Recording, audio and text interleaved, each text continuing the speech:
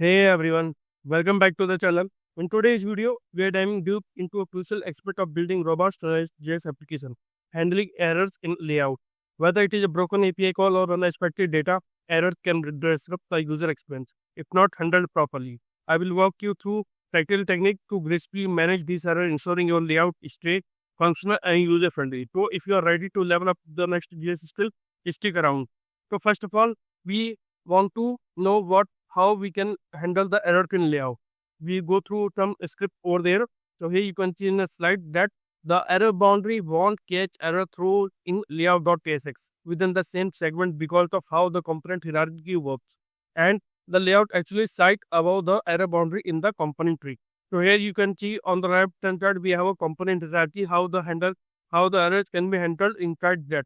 So let's do a practical example to identify how we can handle the errors in layout. Let's move on to the Visual Studio Code. So here you can see you have an error boundary which will be created in the last videos and it will be inside the review ID. So now for creating an error in the layout, we have to go to the page inside review ID and copy this random function and copy this function of random and this condition to the layout.exe which exists inside the product ID. So I'm just creating a function of random over there.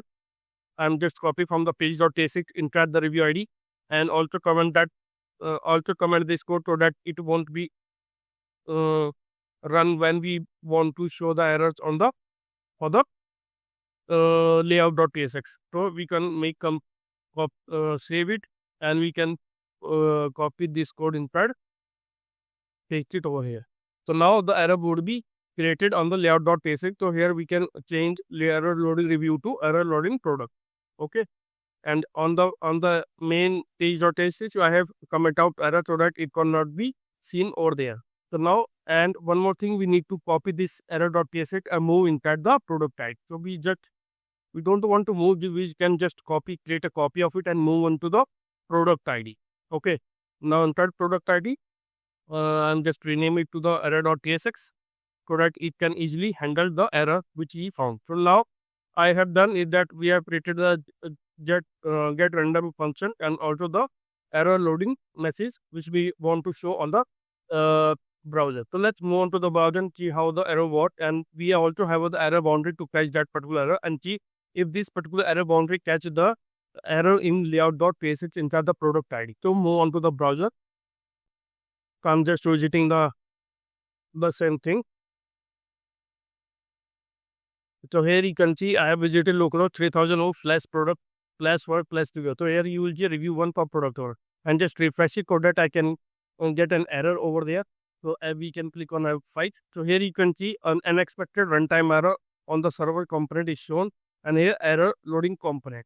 Although we have already shown that we have an error boundary, but this error boundary cannot able to catch the error which getting from our layout.tsx.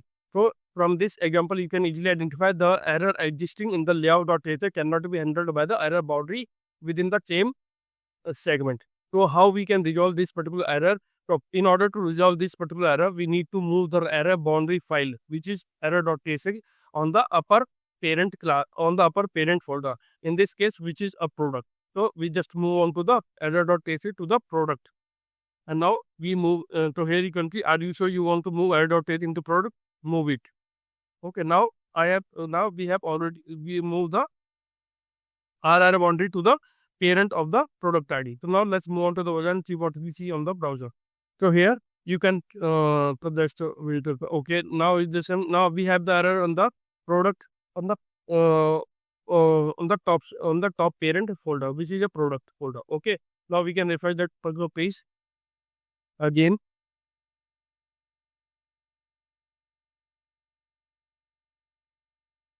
So here you can see that you can find the error loading product header, try again. So this message is easily handled.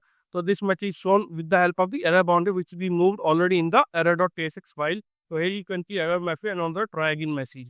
So this is how we can resolve the handling error because the error boundary cannot handle the layout error or cannot catch the layout error on the same segment. So in order to catch the error we need to move the error.tsx on the upper folder or on the parent folder inside which the layout.tsx file would be exist. So this is how we can handle or we can create the error, or we can handle the layout error in handle the layout error in with the help of error boundary in Next.js. I hope you really understand how we handle the or we can catch the error in the error handling in layout. So that is all for today videos on handling error in layout in Next.js. We covered some practical strategy to ensure your layout remains functional and user friendly.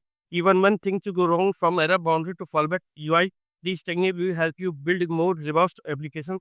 If you find this tutorial helpful, don't forget to like, subscribe, and share it with others who might benefit. And if you have any question or tips of your own, drop them in the comment. I will love to hear from you. Thanks for watching. I will catch you in the next one. Thank you.